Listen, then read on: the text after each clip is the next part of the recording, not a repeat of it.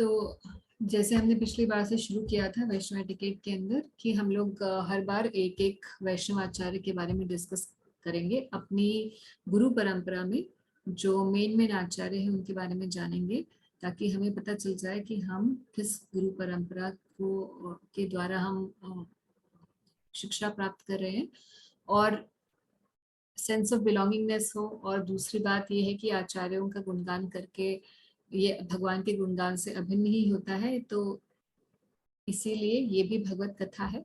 और उनके कैरेक्टर से हम लोग बहुत कुछ चीजें ऐसी अपने लाइफ के लिए एग्जाम्पलरी चीजें उनके बिहेवियर से, उनके कैरेक्टर से, उनके भजन से हम निकाल सकते हैं, उनकी टीचिंग से, जो हमें एज ऑफ नाउ जहाँ हम खड़े हैं भक्ति में, वहां से लेकर जब तक हम फुल फ्लेजेड भगवान के धाम पहुंच नहीं जाते तब तक के लिए हमें हेल्प करती रहेंगी। तो इसीलिए आज हम लोग कर रहे हैं गुणगान शीला भक्ति सिद्धांत सरस्वती ठाकुर। तो नाम बहुत लंबा है और इनका प्रणाम मंत्र भी बहुत लंबा है। तो आप श्रील प्रभुपाद जी का प्रणाम मंत्र तो जानते ही हैं, और अगर नहीं जानते हैं, अगर आप में से किसी किसी को अभी याद नहीं हुआ है यानी कि कंठस्थ नहीं हुआ है, तो कम से कम श्रील प्रभुपाद जी का प्रणाम मंत्र जरूर कंठस्थ कर लें। आप जब भी माला करते हैं उससे पहले प्रभुपाद जी का प्रणाम मंत्र जरूर बोलिए। और आप सभी जो भी आगे चलकर दीक्षा लेना चाहते हैं इस्कॉन संस्था के अंदर, वो सभी लोग अभी प्रभुपाद जी का प्रणाम मंत्र ही जप करके और फिर पंचतत्व मंत्र जप करके, जैसे कि विधि है, उसके बाद हम हरे कृष्ण महामंत्र का जप करते हैं, माला करते हैं। तो इसे कहते हैं प्रभुपाद आश्रय, यानी कि हम अभी प्रभुपाद जी के आश्रम में हैं। और उसके बाद जैसे जैसे आप करते जाएंगे जप और भक्ति का संग होता रहेगा, फिर धीरे धीरे आप जिस भी अभी प्रभुपाद जी के जितने भी अनुयायी हैं और जो दीक्षा देने के लिए क्वालिफाइड हैं, यानी कि जो गुरुजन हैं इस्कॉन के अंदर, उनमें से जब भी आपको कभी इंस्पिरेशन हुएगी, आप इस रास्ते पर आगे चलते चलते, तब फिर आप अपने निजी गुरु के आश्रय में रहेंगे। तो पहले प्रभुपाद आश्रय होता है, फिर गुरुपाद आश्रय होता है। ये सिस्टम हमारा इस्कॉन के अंदर होता है। तो गुरु कैसे रहते हैं? हमारे गुरु, और फिर जो उनके गुरु होते हैं वो हमारे परम गुरु बन जाते हैं। जैसे मेरे गुरु महाराज हिजबिलनेस गोपाल कृष्ण गोस्वामी महाराज हैं, और उनके गुरु महाराज इनके श्रील प्रभुपाद मेरे कौन हो गए? परम गुरु। और उनके गुरु यानी कि भक्ति सिद्धांत सरस्वती ठाकुर परतर गुरु बन जाते हैं। तो इस तरीके से गुरु परंपरा आगे चलती रहती है। और अपने गुरु के माध्यम से सिर्फ हम अपने गुरु से ही नहीं जुड़ते, जब हम दीक्षा लेते हैं तो हम पूरी गुरु परंपरा से जुड़ते हैं, और गुरु परंपरा के माध्यम से हम भगवान से जुड़ते हैं। ये तरीका पद्म पुराण के द्वारा बताया गया है कि ये 4 संप्रदायों में जब हम दीक्षा लेते हैं तो हम किस तरीके से भगवान से अपना संबंध स्थापित करते हैं गुरु परंपरा के माध्यम से। तो श्रील भक्ति सिद्धांत सरस्वती ठाकुर, जो कि प्रभुपाद जी के गुरु महाराज थे, he was called as Lion Guru. So he was called as Lion Guru, and his position is very, very special because he made a lot of changes in the then Gaudiya Vaishnav community. When it was his time, when he was young, when he was preaching, he made a lot of changes, and I will discuss also why he made all those changes in his preaching. तो important contributions क्या रहे थे भक्ति सिद्धांत सरस्वती ठाकुर के, वो हम लोग डिस्कस करेंगे। पहले हम लोग इनके बारे में थोड़ा सा डिस्कस कर लेते हैं। इनके जो पिताजी हैं भक्ति सिद्धांत सरस्वती ठाकुर के, वो भी हमारे ही इस लाइन में एक महाजन है जिनका नाम है शीला भक्ति विनोद ठाकुर।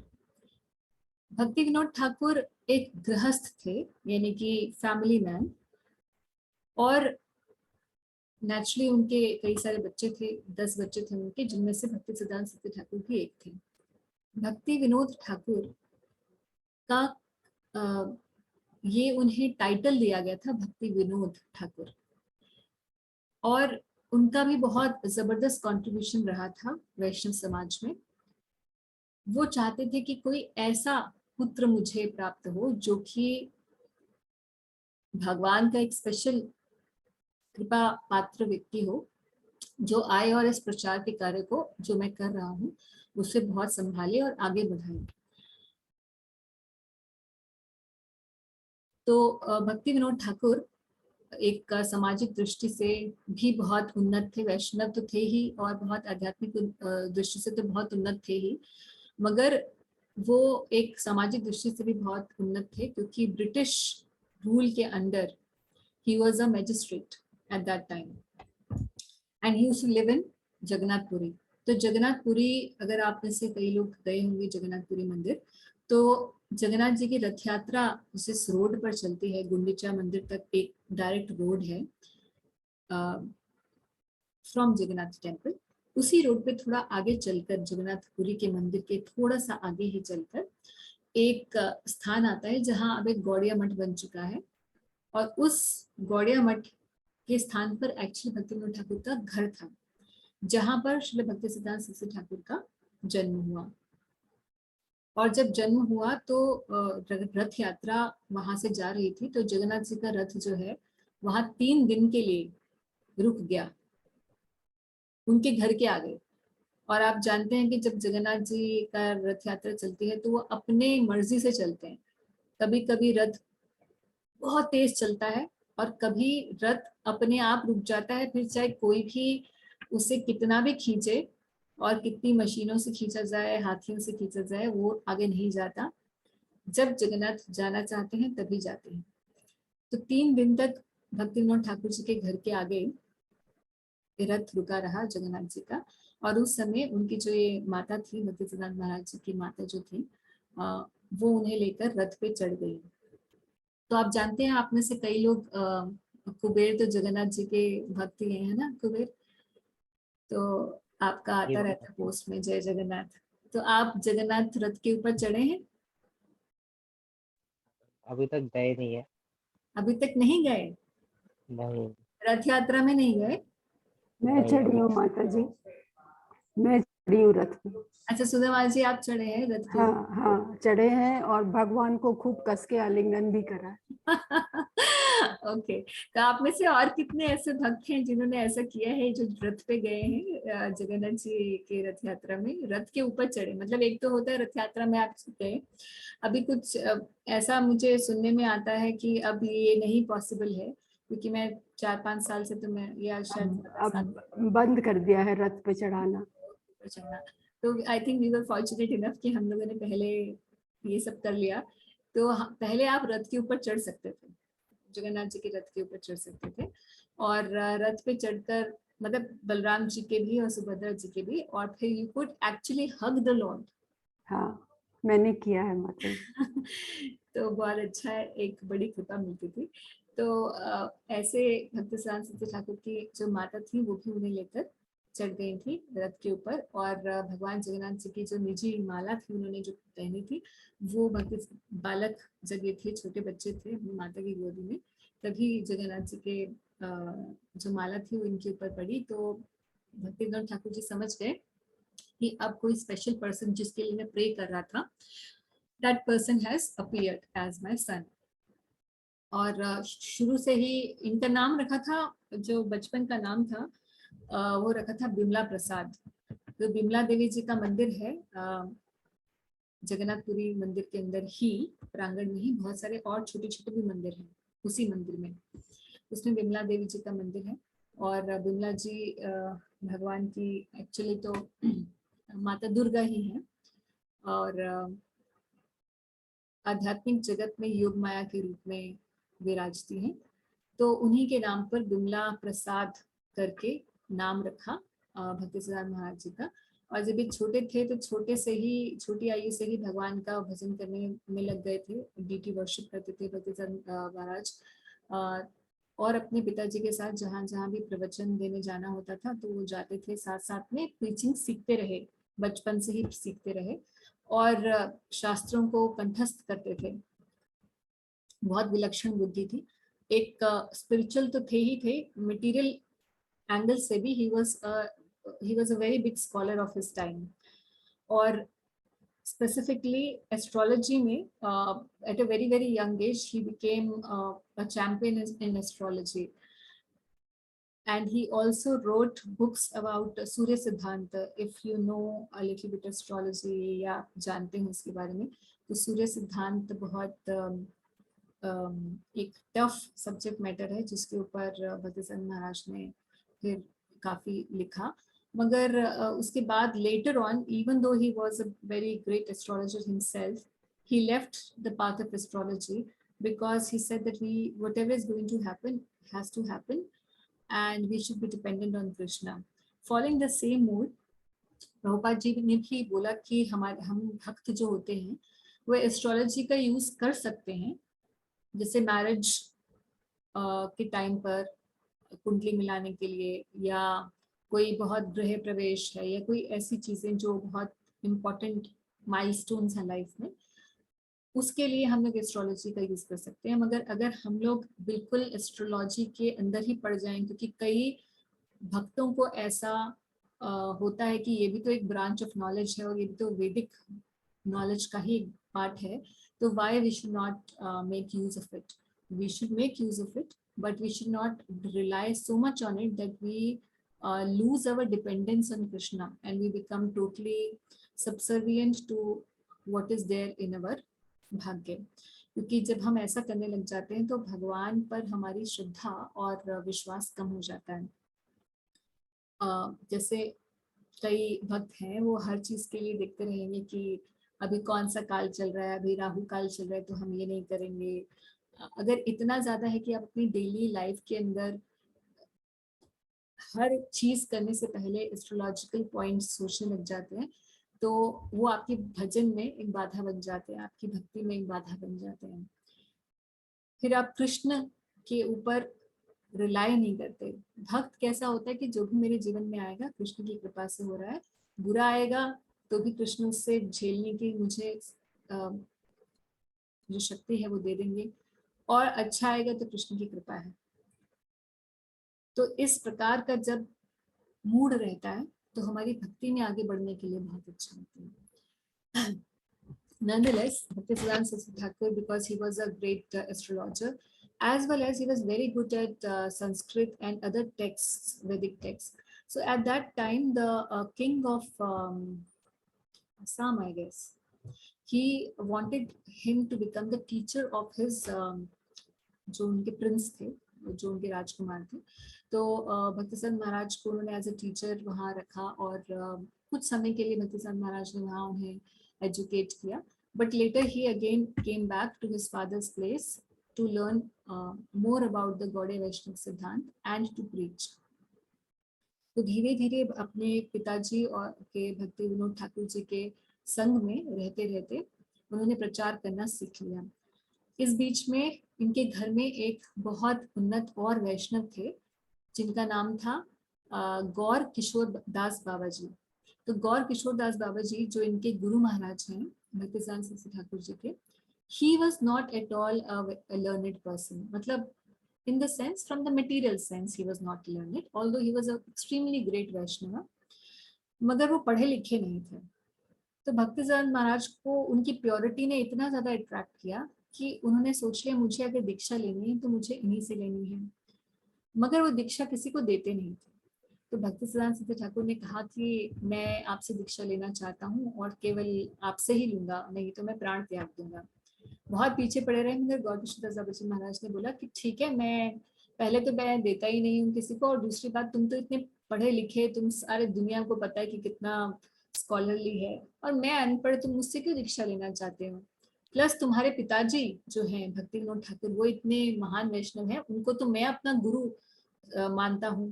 तो शिक्षा गुरु थे इनके पिताजी, भक्तिसिद्धांत सरस्वती ठाकुर जी के जो पिताजी थे भक्ति विनोद ठाकुर, वो इनके गुरु महाराज के शिक्षा गुरु भी थे.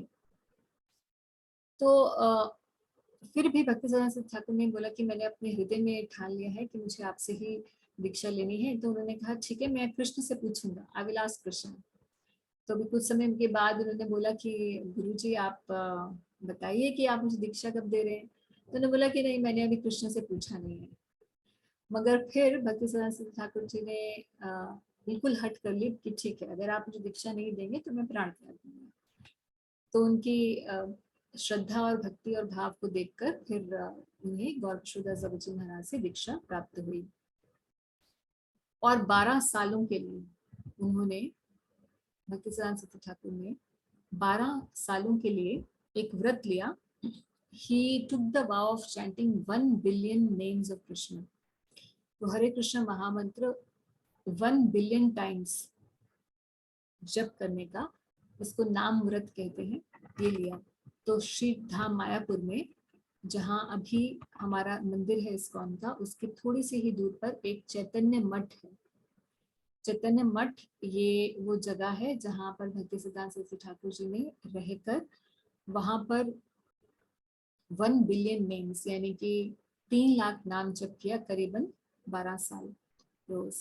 और ये दिखाने के लिए कि जब कोई कृष्ण भक्ति का प्रचार करना चाहता है तो उसे अपने आप को भी प्योरीफाई करना होता है। और जब कृष्ण के नाम के प्रति कोई इतना आश्रित रहता है तब उसमें इतनी चेतना उसकी विकसित हो जाती है और इतनी भक्ति विकसित हो जाती है कि अब उसके पास वो शक्ति है कि वो सबको कृष्ण भावना बांट सकता है। Purity is the force, that was the slogan behind this. और इसी स्थान पर चैतन्य मठ पे, जो श्री धाम मायापुर में है, वहां पर भक्ति सिद्धांत सरस्वती ठाकुर जी की समाधि स्थल भी है।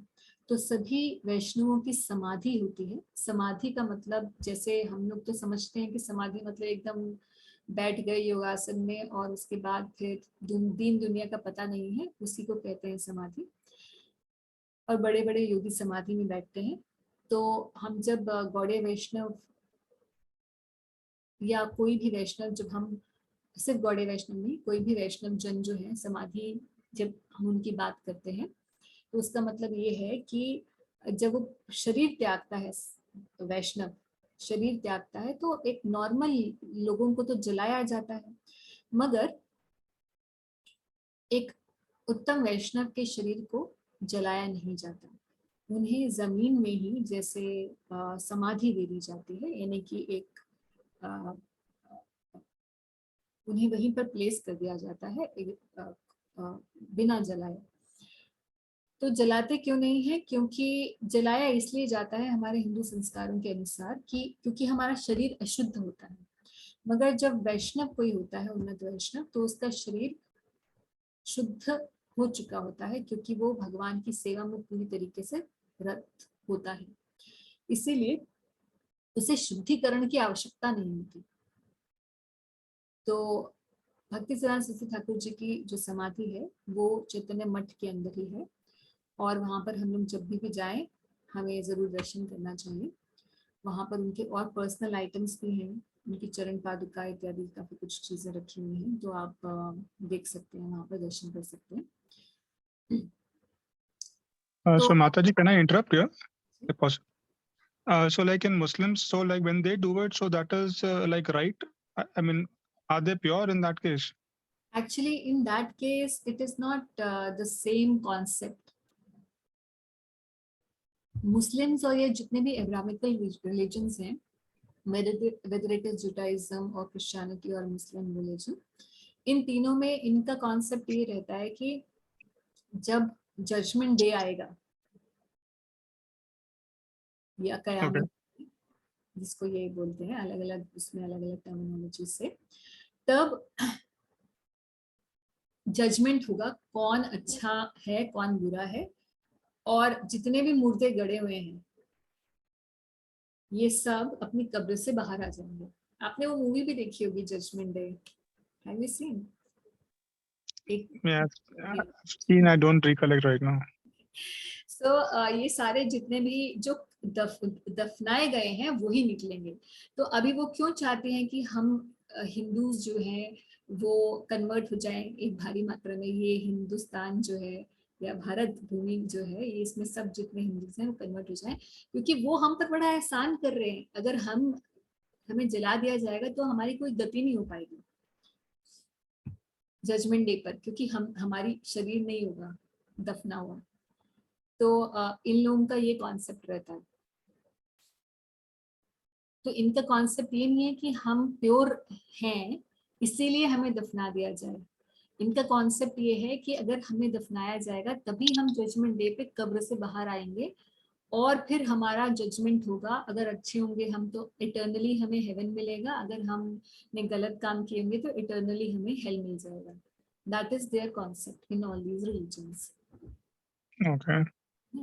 तो ये तो बिल्कुल एक्चुअली बॉडीली कॉन्सेप्ट है पहली बात तो। इसीलिए एक्चुअली क्या है कि सारे रिलीजन्स जो हैं they are subsets of the universal set of Sanatan religion. Subset इसलिए क्योंकि उनकी अंडरस्टैंडिंग तो है कुछ कुछ रिलीजन की, but they don't have complete understanding. हमारे यहाँ सिर्फ हेवन हेल की बात नहीं है, हमारे यहाँ तो वैकुंठ गति की बात है। हम इस मुक्त संसार से बाहर जाने की बात करते हैं, है ना। और इटर्नल तो eternally nobody is going to be in heaven. Bhagavad Gita तो कहती है कि सारे जब पुण्य क्षीण हो जाते हैं तो देवता लोग भी नीचे उतर आते हैं, उनको भी जन्म लेना पड़ता है अपने टेन्योर के बाद। जब उनके पुण्य क्षीण हो जाते हैं तो मृत्यु लोक में आ जाना पड़ता है, यानी कि अर्दी प्लैनेट्स में आना पड़ता है। और आप ब्रह्मा भूना लोक का पुनरावर्तिनो अर्जुना, ऊपर से नीचे तक सारे लोकों में हर कोई पुनर्जन्म लेता रहता है, मगर इटर्नली हेवन या इटर्नली हेल नहीं होता। अपना टेन्योर पूरा करके वापस उसे एक चांस मिलता है to reform himself. So heaven and hell is basically just to enjoy or to basically suffer the result of his good and bad, and then there is always a chance to reform again and again. In their concept of religion, they don't have this benefit of reformation. Whatever you have to do in this short span of life. If you do good, you will have eternal heaven, and or you will have eternal hell if you don't do good. But that will be decided at the time of judgment. When this is going to happen, we don't know. Judgment day. That is the idea. Okay. So, But irrespective of it, Mataji, like whatever their theory is, but practically what they're doing is right. कि वो preserve कर रहे हैं Yeah. इनको नहीं actually वो तो ये सोच रहे हैं कि देखिए सनातन धर्म की जो थ्योरी है वो बिल्कुल सही है, क्योंकि शरीर अपवित्र हो चुका होता है। आत्मा का जो स्वभाव है वो अपने शरीर से अटैचमेंट का है। इसीलिए हम लोग 13 दिन का ये समय रखते हैं, क्योंकि आत्मा फिर से शरीर के अंदर जाने का पूरा प्रयास करती है। Okay. तो ये जो 13वीं तक का कॉन्सेप्ट है उसका अगर आप गरुड़ पुराण पढ़ेंगे तो उसका जो कॉन्सेप्ट है वो यही है कि पहले दिन जो है आत्मा यहाँ से यहाँ ट्रेवल करती है, फिर यहाँ से यहाँ ट्रेवल करती है। एक डेस्टिनेशंस रहते हैं, उस डेस्टिनेशंस पे लेकर जाया करता है। पहले दिन जो है आत्मा कुछ एक दायरा होता है उसके बीच में ही रहती है, अपने शरीर के छोड़ के नहीं जा पाती है। इतनी अटैचमेंट होती है हमारे को अपने, अभी मान लीजिए अभी अपने घर से निकलना हो तुरंत, हमेशा के लिए अपना घर छोड़ना हो, तो हम सोचेंगे अरे जाएंगे कहाँ हम, Right. और मेरा जो सामान है उसका क्या होगा, और जो मैंने इतनी मुश्किल से इकट्ठा किया उसका क्या होगा, है ना। What about my laptop and my phone? Yeah. So what to speak of the fact that if I have to leave this rented body, which has been given to me for a short while, for just a span of few years, which I think is me. If I have to leave this home where I am residing in this body. Yeah, I can understand. Yeah. So that intense attachment को break करने के लिए ही जलाया जाता है। मगर जो वैष्णव हैं उनकी अटैचमेंट नहीं रहती बॉडी से, इसीलिए उनको समाधि दी जाती है।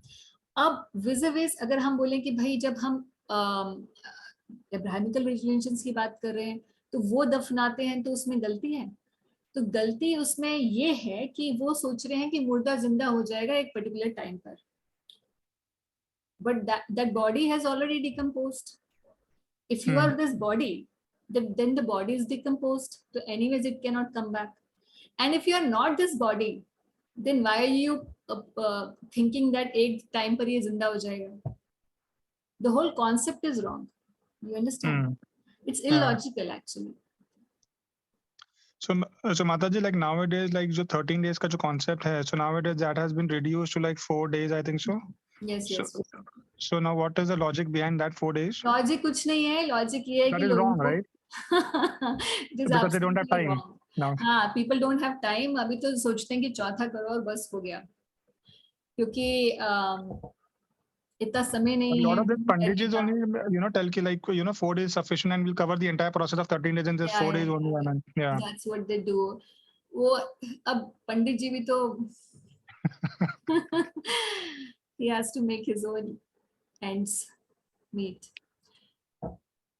So the point is 13 days should be there, proper things should be followed, and otherwise if somebody is a great Vaishnava, हमारे यहाँ क्या होता है, वैष्णव जो बहुत उन्नत वैष्णव जब शरीर छोड़ते हैं तो समाधि होती है या फिर जलाते हैं, जैसे भी सिचुएशन होती है, और उसके बाद 3 दिन के बाद वैष्णव भोज होता है.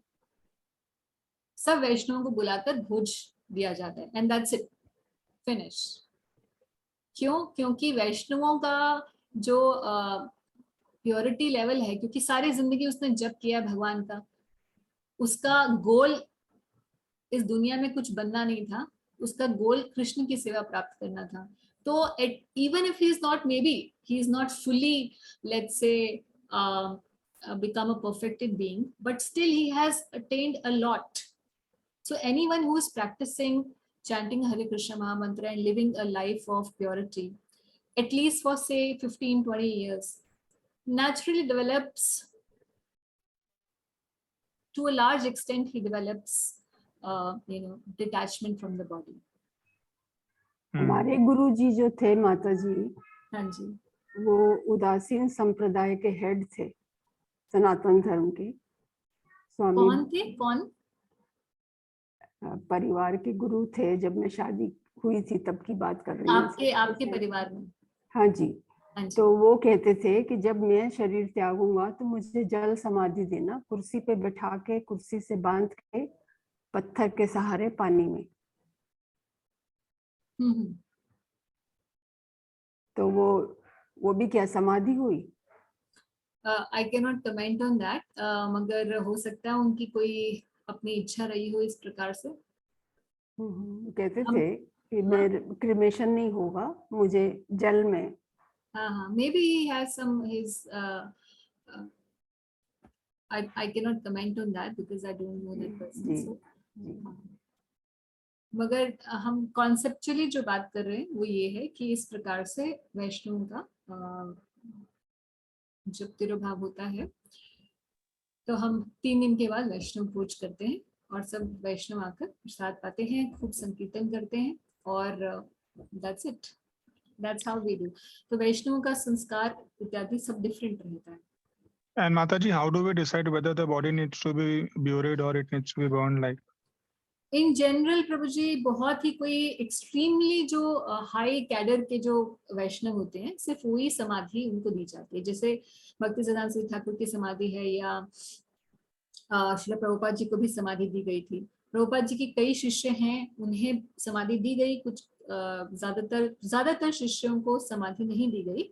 ज्यादातर शिष्यों को नॉर्मल जो दाह संस्कार का प्रोग्राम है वो करके और उनके जो एशेस होता है ना, उनको उन एशेस को की समाधि भी बनाई जाती है. तो कभी कभी समाधि पुष्प समाधि होती है. पुष्प समाधि, उनको पुष्प कहते हैं ना एशेस को. पुष्प समाधि भी कई बार बनाई जाती है. इसलिए प्रभुपाद जी के कई सारे अनुयायी हैं, प्रभुपाद जी के कई सारे शिष्य हैं जिनका मायापुर, श्रीधाम मायापुर में जो हमारा मंदिर है वहां पर आप देखेंगे तो वहां पर बहुत सारे सन्यासियों की समाधि है, इस्कॉन के सन्यासी गुरुजनों की. ज्यादातर क्या, I think practically all of them is पुष्प समाधि. माता जी, तो फिर श्रील प्रभुपाद के पुष्प समाधि कैसे मायापुर में है?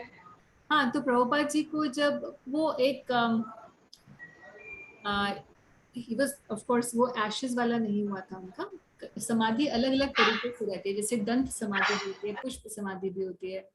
तो जो भी उनके बिलोंगिंग्स होते हैं उनको भी लेकर कई बार समाधि बनाई जाती है, क्योंकि वो तदीय वस्तु होती है या पूजनीय होती है।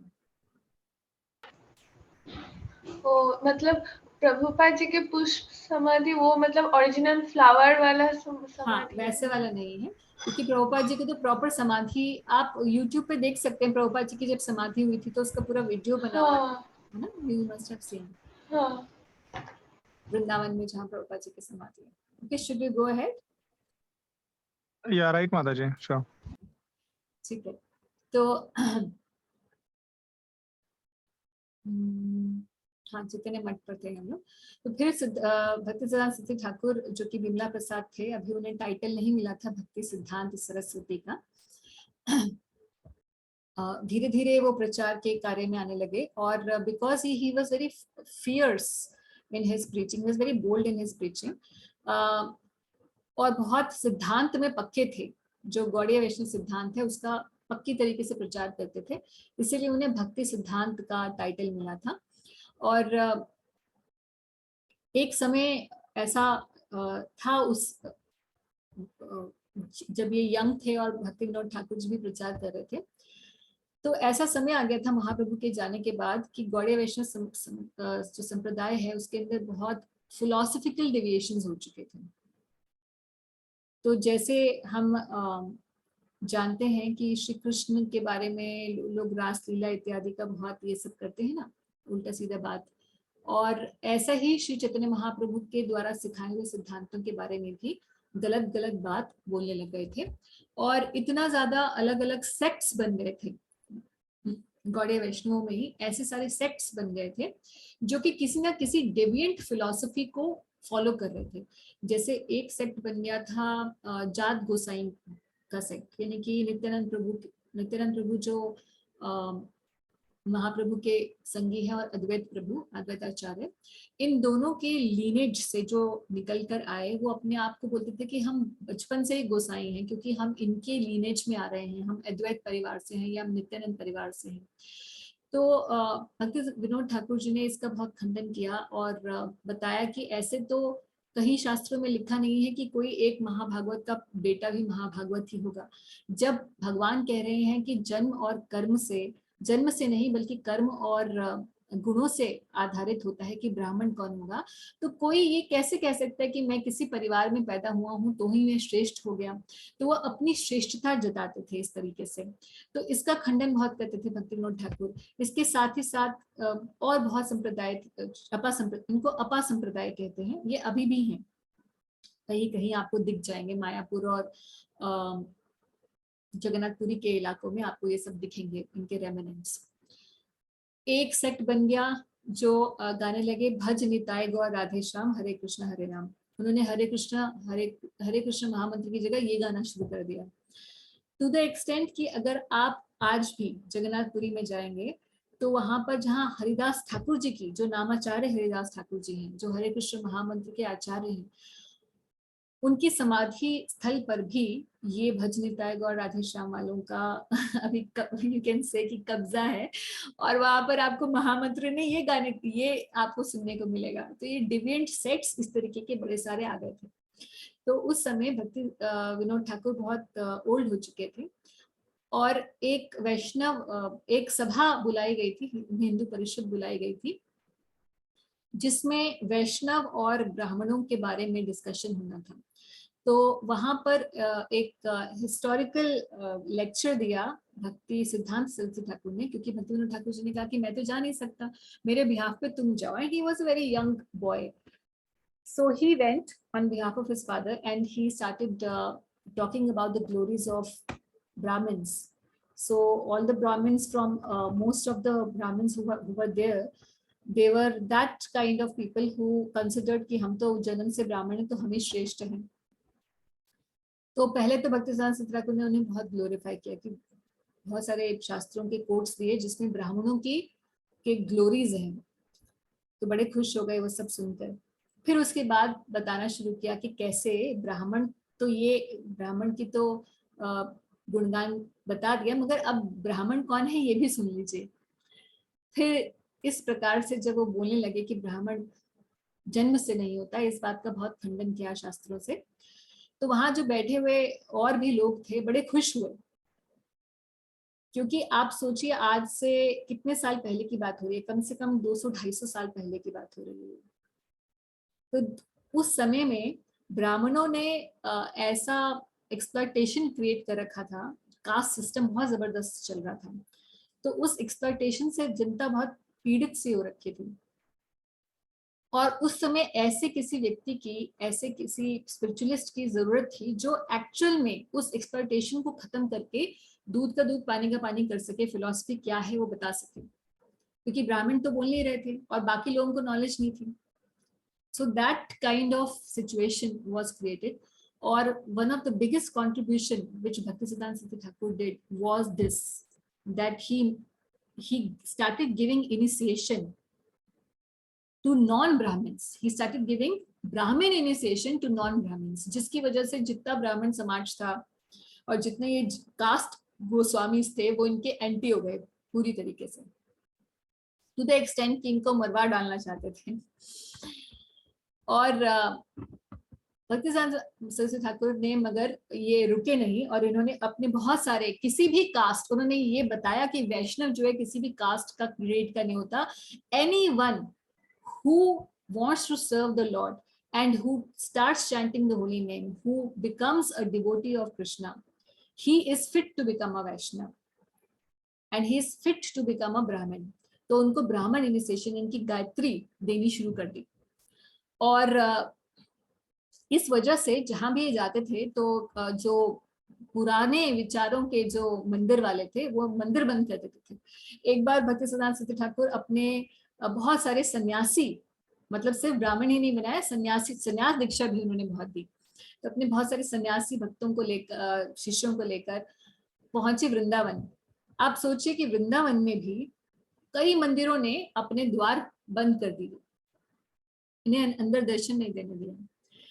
फिर राधा रमन जी मंदिर जो है, राधा रमन जी मंदिर ने अपने द्वार खोले कि नहीं ये बिल्कुल सही कर रहे हैं, और राधा रमन जी को देखा कि राधा रमन जी मंदिर बहुत आज भी ब्रज में, वृंदावन में जो ट्रेडिशनल सप्त दिवाले हैं उनमें राधा रमन जी ही सबसे कहें भव्य हैं, उनकी सेवा पूजा सबसे बढ़िया तरीके से है और सबसे विख्यात भी है, प्रसिद्ध भी है राधा रमन जी का मंदिर। तो राधा रमन जी का फिर देखा देखी राधा गोपीनाथ, राधा गोकुलानंद इत्यादि सभी मंदिरों ने अपने द्वार खोले। तो आप सोच सकते हैं कि कितना ऑपोजिशन इन्हें सहना पड़ा था इस बात को प्रूव करने के लिए कि अपने जन्म से नहीं, अपने गुणों से और अपनी श्रद्धा भक्ति से व्यक्ति ब्राह्मण और वैष्णव बनता है। तो ये one of the biggest contribution Bhaktisiddhanta Saraswati Thakur का रहा। और उसके बाद जब ये प्रचार ऐसे करने लगे, उसके बाद एक और इनका कॉन्ट्रीब्यूशन ये रहा कि इन्होंने बुक्स, प्रिंटिंग प्रेस छिपवाई। प्रिंटिंग प्रेस जो है, और जहां भगवान का श्री विग्रह रहता है ना मंदिर में, पट खुलते हैं तो हमें क्या दिखता है, भगवान जी दिखाई देते हैं। तो एक पट खुलने पर क्या दिखता था, प्रिंटिंग प्रेस, जिसमें वो वैदिक लिटरेचर यानी कि भक्ति, भगवद गीता, भागवतम इत्यादि, चैतन्य चरितामृत को प्रिंट करते थे so that it could be distributed to everyone far and wide. So this was his vision कि अगर हम यहाँ किसी मंदिर में बैठ के सिर्फ करताल मृदंग बजाएंगे तो हो सकता है कुछ लोग आ जाएं और कुछ लोग सुन लें, मगर ये नॉलेज को हमें सब तक पहुंचाना है अगर, तो हमारे लिए जरूरी है कि हमें बृहद मृदंग की जरूरत है। बृहद मतलब बहुत बड़ा, ऐसा बड़ा मृदंग चाहिए जहाँ जो जब कीर्तन करे तो सब जगह सुनाई दे, पूरी दुनिया में सुनाई दे। ऐसा कौन सा कीर्तन है, किताबें। जब किताब हमें मिलती है, भगवद गीता मिलती है या भागवतम मिलती है या कोई भी हमें ऐसा लिटरेचर मिलता है, किसी भी कोने में, दुनिया के कोने कोने से अभी भक्त हैं जो अपना ये टेस्टिमोनीज देते हैं कि हमें ये बुक मिली थी और इसको पढ़ के हमने हरे कृष्ण महामंत्र जप करना शुरू कर दिया और कुछ सालों के बाद हम डिवोटीज से मिले। तो सिर्फ बुक पढ़ के दुनिया के कोने कोने में लोग भक्त बने। तो ये विजन था भक्तिसिद्धांत सरस्वती ठाकुर का, और उन्होंने श्रील प्रभुपाद को ये आज्ञा भी दी कि जब भी आपको थोड़ा सा भी धन मिले तो आप किताबें छापना। इसलिए प्रभुपाद जी ने इस आज्ञा को अपने जीवन का एक बहुत बड़ा हिस्सा बनाया। और इस्कॉन संस्था के अंदर ये जो बुक्स हैं, आप देखते हैं हर रेड लाइट के ऊपर आपको डिवोटीज मिल जाएंगे बुक डिस्ट्रीब्यूशन करते हुए। और not just India, outside India also, this book distribution is called Sankirtan. It's not called book distribution in ISKCON. We call it Sankirtan. Why we call it Sankirtan? It is just selling of books, but we call it Sankirtan because this is what Bhaktisiddhanta Saraswati Thakur told us, that this Kirtan will reach far and wide by distributing books. You can give Krishna Bhakti everywhere. So that was the second biggest contribution for Bhaktisiddhanta Saraswati Thakur. एक और बड़ा contribution ये था भक्तिसिद्धांत महाराज का कि उन्होंने excuse me,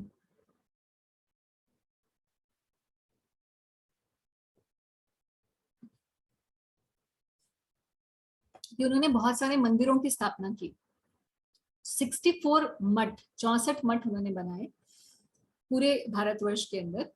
64 मठ बनाए। और कौन कौन सी जगह पे उन्होंने बनाए? जहां जहां श्री चैतन्य महाप्रभु गए, विजिट किए, वहां वहां एक मठ बना। तो सभी प्रोमिनेंट प्लेसेस पे मठ बने हैं और वहां पर प्रचार के केंद्र बनाए बेसिकली, ताकि जगह जगह श्री चैतन्य महाप्रभु का जो मैसेज है वो प्रीच हो सके। और लास्टली सबसे बड़ा कंट्रीब्यूशन तो उनका यही रहा कि उन्होंने हमें श्रील प्रभुपाद दिए। तो प्रभुपाद जी के आने के बाद फिर ये जो बात थी कृष्ण भक्ति की, वो सब जगह फैली। On the order of Bhaktisiddhanta Saraswati Thakur, Srila Prabhupada took this order and he went to West to preach. And because Bhaktisiddhanta Saraswati Thakur, he was preaching at the time when जब English, British rule was here. Even Netaji Subhash Chandra Bose एक बार आए थे भक्तिसिद्धांत सरस्वती ठाकुर के मठ में और बोले कि क्या आप भक्ति कर रहे हो, अभी देश को आजादी की जरूरत है,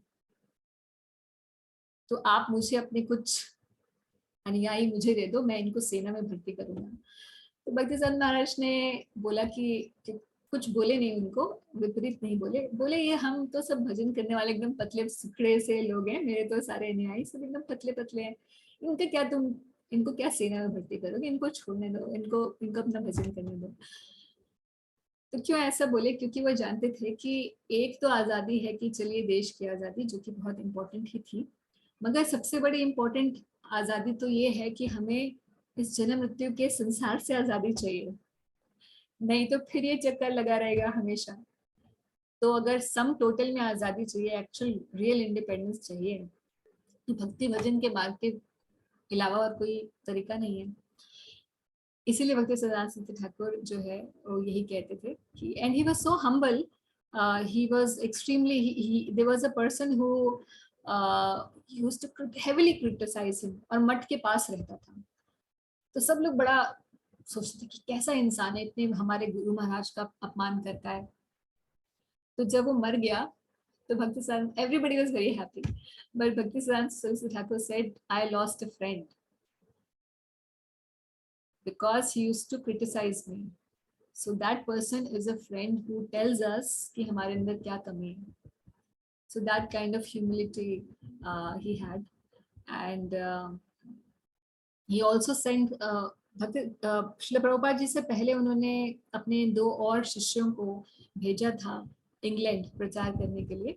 हालांकि बहुत ज्यादा वो कर नहीं पाए वो उनके शिष्य, बट फिर भी that kind of attempt he had made earlier also, but later by Srila Prabhupada this message was spread everywhere. Or if you want to read more about Bhaktisiddhanta Saraswati Thakur, there's a book called A Ray of Vishnu. I don't think we have a PDF version, नहीं तो मैं आपको भेज देती. A Ray of Vishnu. Okay. You can check online, you can get it online. A Ray of Vishnu.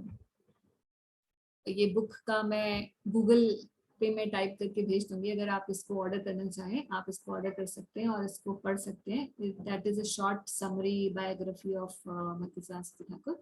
It's a very very inspiring book and I think we should all try to read as much as possible, then we feel connected and we also feel inspired. तो अभी यहीं पर समाप्त करते हैं। श्रील भक्तिसिद्धांत सरस्वती ठाकुर प्रभुपाद की जय। और एक प्रणाम मंत्र भी है भक्तिसिद्धांत सरस्वती ठाकुर का, काफी लंबा चौड़ा प्रणाम मंत्र है। मैं आपको रिकॉर्ड करके भेज दूंगी। For those who are desirous of learning it, it will be wonderful if you can learn it.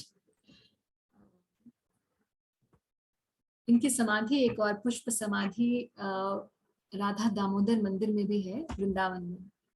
तो छोटी सी समाधि है वहां पर, पुष्प समाधि।